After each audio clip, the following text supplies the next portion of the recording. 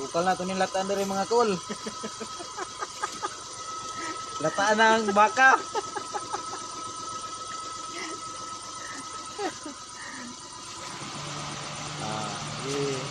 Palong ka, okay. Throw your hands up if you with it. Drop it.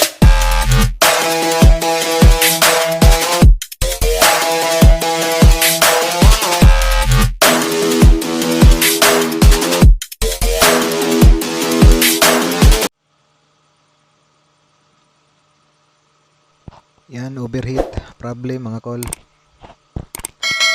Susolusyonan natin mga kol ha.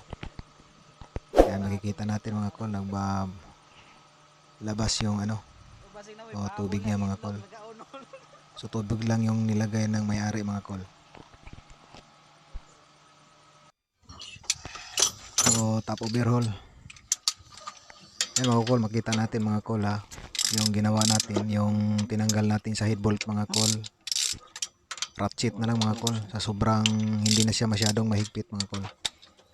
So dapat dyan mga kol, mahigpit yan masyado.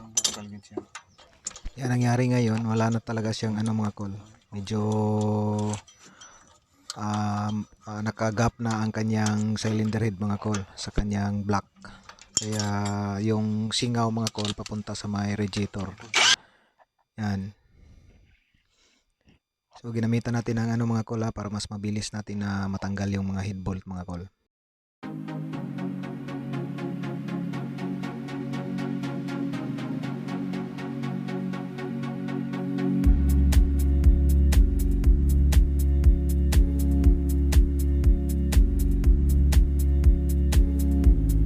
Yan, tanggalin natin yung 8 tornilyo niya mga kol, head bolt.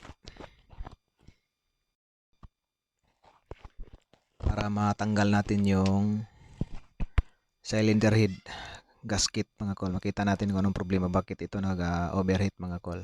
Pero usually kasi ganito mga kol, is singaw na tong cylinder head gasket mga kol. Yan, makikita natin mga kol yung bore niya. Yan, dahan-dahan natin tanggalin. Yon, makikita natin yung bore niya mga kol. Yon, yung piston. Kitang-kita na natin mga kol. Kitang-kita ang ebidensya mga kol. Oops, may sumabit pa mga kol.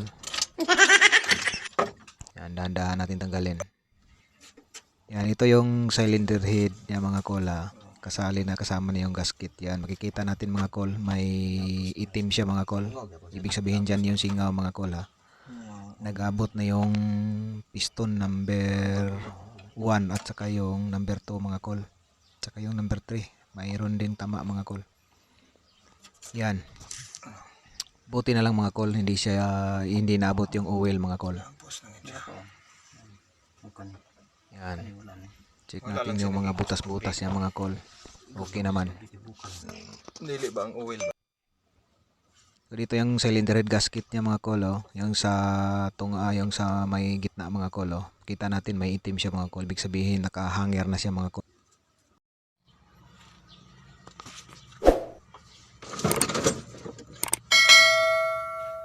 Yan, katatapos lang natin i-top overhaul mga loads yan. Yan, palit tayo. Pisuy ka nga, bulol ka naman. Tapos pina-replace natin yung cylinder head. So para dito natapos na natin, ikabit na natin lahat ang belt. So try natin mga loads try natin i-start mga loads. On.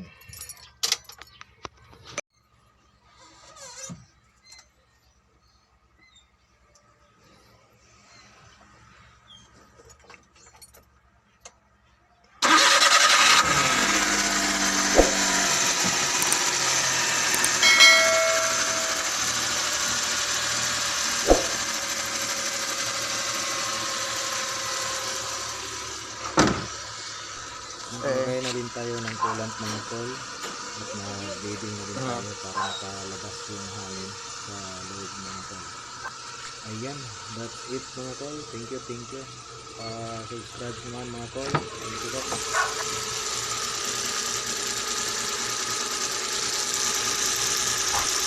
Buenas mo naman.